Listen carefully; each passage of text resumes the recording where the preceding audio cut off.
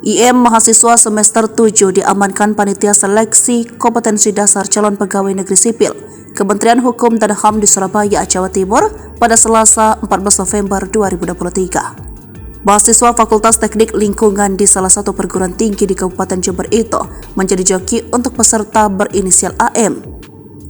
AM adalah mendaftar PNS Kemenkumham asal Jombang untuk posisi penjaga tahanan.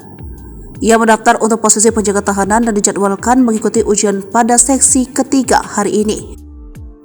Kata Kanwil Kemenkumham Jatim Heni Yuwono dalam keterangan resminya Selasa 14 November 2023 malam. Kasus tersebut terungkap karena IM tak dapat masuk ke ruangan ujian di Auditorium Politeknik Pelayaran Surabaya karena ditolak sistem saat pemeriksaan biometrik. Sistem menunjukkan notifikasi bahwa data biometrik mismatch dengan fisik asli yang bersangkutan, ungkap dia. Ia juga menyebutkan ciri fisik yang terlibat adalah foto di KTP dan kartu peserta ujian berbeda dengan IM. Dalam foto peserta terlihat lebih gemuk dibandingkan IM yang perawakannya kurus. Dijanjikan imbalan hingga 30 juta rupiah.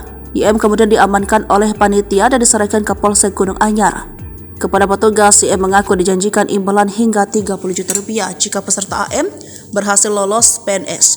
Selain itu, IM juga mengaku belum pernah bertemu dengan AM. IM akan mendapatkan imbalan 25 hingga 30 juta rupiah yang diserahkan jika berhasil meloloskan AM, ujar Heni. Selain itu, di hadapan petugas, IM sudah beberapa kali beraksi menjadi joki dan berhasil mengikuti seleksi CPNS di instansi lainnya. Dia juga mengaku sebelumnya juga pernah beraksi sebagai joki seleksi CPNS, namun di instansi lain tidak di Kemenkumham, ungkap Heni.